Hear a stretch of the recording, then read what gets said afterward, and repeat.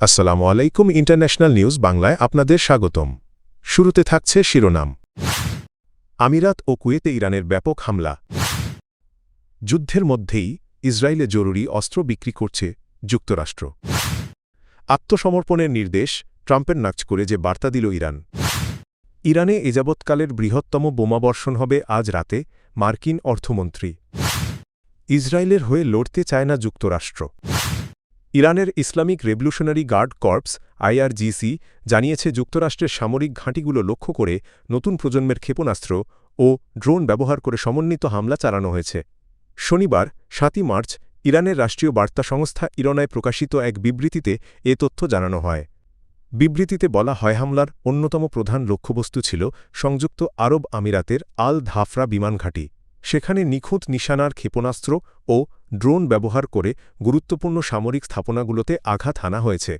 IRGC দাবি করেছে এই অভিযানে যুক্তরাষ্ট্রের সামরিক অবকাঠামোতে উল্লেখযোগ্য ক্ষতি হয়েছে। ইসরায়েলের কাছে প্রায় ১৫ কোটি ১৮ লাখ ডলার মূল্যের জরুরি অস্ত্র বিক্রির সম্ভাব্য অনুমোদন দিয়েছে যুক্তরাষ্ট্র। স্থানীয় সময় শনিবার ৭ই মার্চ মার্কিন পররাষ্ট্র দপ্তরে অনুমোদন দেয়। মার্কিন পররাষ্ট্রমন্ত্রী মার্কো রুবিও জানিয়েছেন, ইসরায়েল সরকারের কাছে দ্রুত অস্ত্র সরবরাহ নিশ্চিত করতে একটি বিশেষ প্রক্রিয়ার মাধ্যমে এ সিদ্ধান্ত নেওয়া হয়েছে। অস্ত্রের এই প্যাকেজে BLU-110AB বোমা ছাড়াও লজিস্টিক ও প্রযুক্তিগত সহায়তা অন্তর্ভুক্ত রয়েছে। মার্কিন পররাষ্ট্র দপ্তর জানিয়েছেই, অস্ত্র বিক্রি যুক্তরাষ্ট্রের পররাষ্ট্রনীতিকে সমর্থন করার পাশাপাশি মধ্যপ্রাচ্যে তাদের গুরুত্বপূর্ণ মিত্র ইসরায়েলের নিরাপত্তা জোরদার করতে সহায়তা করবে।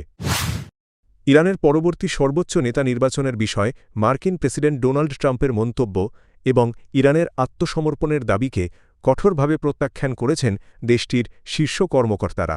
Centre for Middle East strategic স্টাডিজের senior research fellow Abbas Aslani আল জাজিরাকে দেওয়া এক সাক্ষাৎকারে এ তথ্য জানান।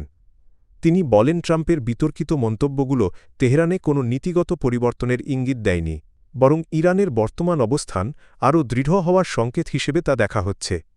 ইরানি কর্মকর্তাদের মতে দেশটির পরবর্তী সর্বোচ্চ নেতা নির্বাচন করার ক্ষমতা সম্পূর্ণভাবে অ্যাসেম্বলি অব এক্সপার্টসের হাতে রয়েছে এবং এ প্রক্রিয়ায় বিদেশি কোনো হস্তক্ষেপের সুযোগ নেই।